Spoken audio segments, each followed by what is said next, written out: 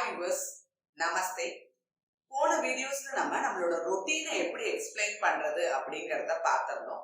So இது வரைக்கும் அந்த வீடியோ பார்க்காதவங்களுக்காக அதோட லிங்க் டிஸ்கிரிப்ஷன் பாக்ஸ்ல கொடுத்துருக்கோம். ஸோ அந்த வீடியோ பார்க்காதவங்க அதையும் பாருங்க.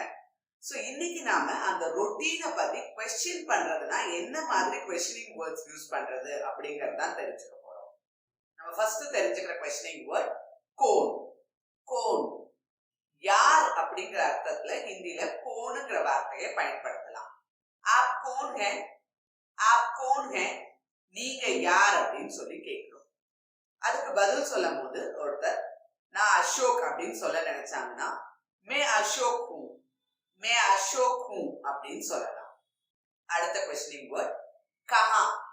கஹா எங்கே அப்படிங்கிற அர்த்தத்துல கஹா அப்படிங்கிற வார்த்தையை பயன்படுத்தலாம். இதுக்கு ஈக்குவலண்டா ஹிந்தில கிதர் அப்படிங்கிற வார்த்தையும் இருக்கு. சோ கஹா ஆர் கிதர் இதுல எது உங்களுக்கு ஈஸியா இருக்கோ அதை நீங்க யூஸ் பண்ணலாம். ரெண்டுமே ஒரே அர்த்தம் தான். எங்கேங்கிற அர்த்தத்துல தான் ரெண்டு கேள்வியும் கேட்கிறோம். ரெண்டுமே மரியாதையான வார்த்தைகள் தான். சோ உங்களுக்கு எது கம்ஃபர்டபிள் நினைக்கிறீங்களோ அதை யூஸ் பண்ணிக்கலாம். நீங்க எங்க வசிக்கிறீங்க அப்படின்னு கேட்க நினைச்சா வசித்தல் அப்படிங்கிறதுக்கான ஹிந்தி வேர்ட் ரக். ரக். ஆப் கஹா ரஹதே ஹே, ஆப் கஹா ரஹதே ஹே அப்படின்னு கேட்டா நீங்க எங்க வசிக்கிறீங்க அப்படிங்கிற அர்த்தம் வரும். அதுக்கு பதில் சொல்லும் போது நான் சென்னையில வசிக்கிறேன் அப்படின்னு ஒருத்தர் சொல்ல நினைச்சா மே சென்னை மே ரஹதா ஹூ, மே சென்னை மே ரஹதா ஹூ, சென்னையில் அப்படின்னு சொல்லி சொல்றதுக்கு சென்னை மே அப்படின்னு சொல்லி சொல்லிருக்கோம். எத்தனை பேர் அப்படின்னு கேட்க நினைச்சீங்கன்னா கித்னே லோக், கித்னே லோக் அப்படிங்கிற क्वेश्चनिंग வேர்டை யூஸ் பண்ணலாம். आपके घर में कितने लोग हैं, आपके घर में कितने लोग हैं. சோ உங்க வீட்ல எத்தனை பேர் இருக்காங்க அப்படின்னு சொல்லி கேட்டிருக்கோம். ஜெனரலா உங்களுடைய அப்படின்னு சொல்ல நினைச்சீங்கன்னா ஆப்கா, ஆப்கே, ஆப்கிங்கிற மூணு வார்த்தைகளையும் பயன்படுத்தலாம். பின்னாடி இருக்க வார்த்தையை பொறுத்துதான் இந்த மூணுத்துல எதை யூஸ் பண்ணணும் அப்படிங்கறத முடிவு பண்றோம். கர்ங்கிற வார்த்தை மாஸ்குலின், ஆண் பால். சோ அப்ப இந்த இடத்துல ஆப்கா அப்படிங்கிற வார்த்தை தான் வந்திருக்கணும். ஆனா இந்த கர்ர தொடர்ந்து இமீடியட்டா அடுத்த பொசிஷன்லயே மே அப்படிங்கிற வார்த்தை வந்திருக்கு.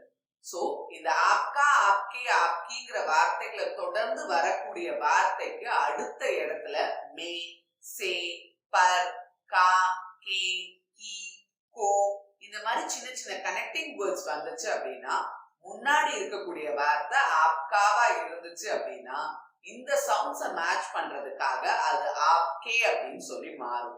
சோ இந்த இடத்துல கர்ர தொடர்ந்து மேங்கிற வார்த்தை வந்ததுனாலதான் ஆப்கா கர் அப்படிங்கிறது ஆப்கே கர்மே அப்படின்னு சொல்லி மாறி இருக்கு. சோ உங்க வீட்டுல எத்தனை பேர் இருக்காங்க அப்படின்னு சொல்லி சொல்ல நினைச்சா ஆப்கே கர்மே கித்னே லோக் ஹே அப்படின்னு சொல்லி கேட்டிருக்கோம். இதுக்கு பதில் சொல்லும் போது என்னுடைய வீட்டுல 4 பேர் இருக்காங்க அப்படின்னு சொல்ல நினைச்சா மேரே கர்மே 4 லோக் ஹே, மேரே கர்மே 4 லோக் ஹே. சோ இங்கேயும் பாத்தீங்க அப்படின்னா அந்த மே வந்ததுனாலதான் மேரா கருக்கு பதிலா மேரே கர் அப்படிங்கறத நம்ம யூஸ் பண்ணிருக்கோம். சோ என்னோட வீட்டுல 4 பேர் இருக்காங்க அப்படின்னு சொல்றதா இருந்தா மேரே கர்மே 4 லோக் ஹே அப்படின்னு சொல்லலாம். யார் அப்படிங்கிற அர்த்தத்துல கோனுங்கிற வார்த்தை வரும்னு சொல்லி இப்பதான் பார்த்தோம். அது யாரெல்லாம் அப்படின்னு சொல்லி கேட்க நினைச்சா கோன் கோன் அதே வார்த்தையை 2 தடவை பயன்படுத்துவோம் ஹிந்தில. கோன் கோன் அப்படின்னு சொன்னா யாரெல்லாம் அப்படிங்கிற அர்த்தம் வரும்.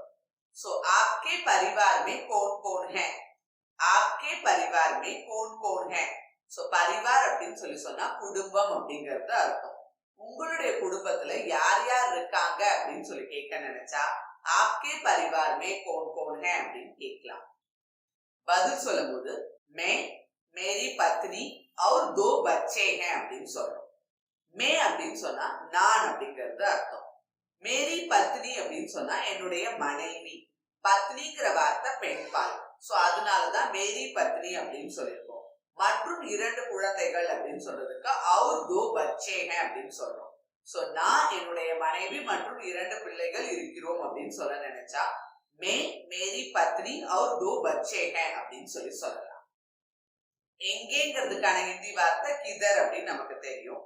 சோ நீங்க எங்க வேலை பாக்குறீங்க அப்படின்னு கேட்க நினைச்சா आप किधर काम करते हैं, आप किधर काम करते हैं.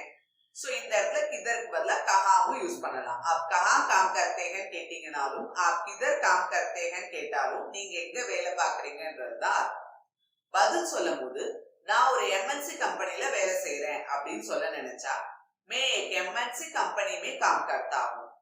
मैं एक MNC कंपनी में काम करता हूं அப்படின்னு சொல்லலாம். என்னங்கிற அர்த்தத்துல ஹிந்தில क्याங்கிற வார்த்தையை தான் பயன்படுத்துவோம். आपके कंपनी का नाम क्या है? आपके कंपनी का नाम क्या है அப்படின்னு சொல்லி கேக்குறோம். உங்களுடைய கம்பெனியுடைய பெயர் என்ன அப்படின்னு சொல்லி கேக்குறோம். சோ அதுக்கு பதில் சொல்லும்போது मेरे कंपनी का नाम ABC and Co है. मेरे कंपनी का नाम ABC and Co है அப்படின்னு சொல்லி சொல்லிருக்கோம். கம்பெனிங்கிற வார்த்தை ஆண்பால் தான். மேரா கம்பெனி தான் வந்திருக்கணும். ஆனா அந்த கம்பெனிங்கிற வார்த்தையை தொடர்ந்து திருப்பி ஒரு கா வர்றதுனால தான் மேராங்கிற வார்த்தை மேரேவா மாறி இருக்கு. கேள்வியும் அதே லாஜிக்ல தான் ஆப்கா கம்பெனிங்கிறதுக்கு பதிலா ஆப்கே கம்பெனி அப்படின்னு சொல்லி சொல்லிருக்கோம்.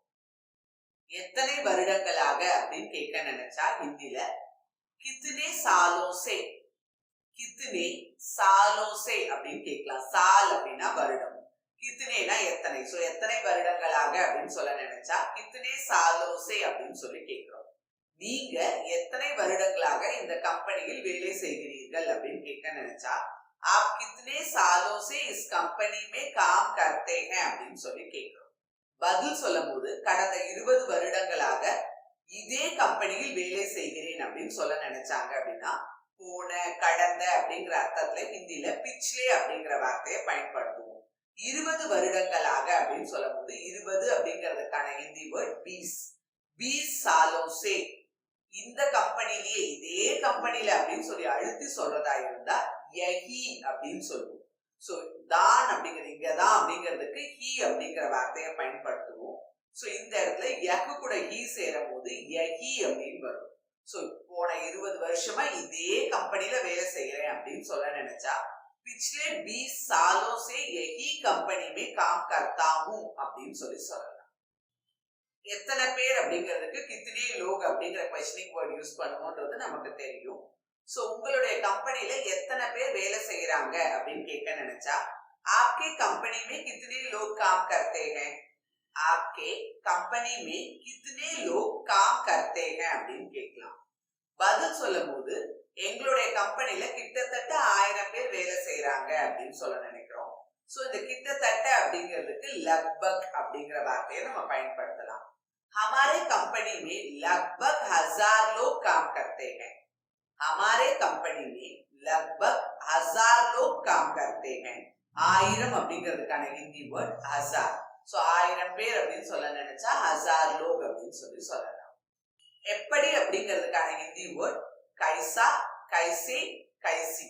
இந்த 3 வார்த்தைக்குமே ஹிந்தில எப்படி அப்படிங்கிறது தான் அர்த்தம். சோ இங்கேயும் யார்கிட்ட கேட்கிறோம் அப்படிங்கறத பொறுத்துதான் இந்த வார்த்தைகளை எதை பயன்படுத்தணும் அப்படிங்கறத நம்ம முடிவு பண்ண முடியும். சோ ஆண்பால் ஒருமை கிட்ட கேள்வி கேட்கறதா இருந்தா கெய்சா அப்படிங்கிற வார்த்தையை பயன்படுத்தலாம். சோ அதே ஆண்பால் பன்மை மற்றும் மரியாதை நிமித்தமா கேள்வி கேட்கிற இடங்கள்ல கைசே சொல்லுவோம். பெண்பால் கிட்ட கேள்வி கேட்கும் போது கெய்சி அப்படிங்கிற வார்த்தையை பயன்படுத்துவோம். சோ நீங்க எப்படி ஆபீஸ் போறீங்கன்னு ஒரு ஆண் கிட்ட கேட்க நினைச்சா आप कैसे दफ्तर जाते हैं? आप कैसे दफ्तर जाते हैं அப்படின்னு சொல்லி கேள்வி கேட்கிறோம். பதில் சொல்லும்போது நான் மோட்டார் வண்டியில ஆபீஸ் போறேன் அப்படின்னு சொல்ல நினைச்சாங்கன்னா मैं मोटार गाड़ी से दफ्तर जाता हूं அப்படின்னு சொல்லி சொல்லலாம். சோ பைக், டூ வீலர் அப்படிங்கிறதுக்கு தான் ஹிந்தில மோட்டார் காடி அப்படிங்கிற வார்த்தையை பயன்படுத்துறோம். இப்ப நல்லாவே மத்தவங்களை क्वेश्चन பண்றது எப்படி கேட்கணும் அப்படிங்கிறது நமக்கு புரிஞ்சிருக்கும். சோ இருந்தாலும் எல்லா क्वेश्चनिंग வேர்ட்ஸையும் நம்ம இங்க யூஸ் பண்ணல. ஒரு சில வார்த்தைகளை தான் நம்ம இன்னைக்கு தெரிஞ்சுக்கிட்டோம்.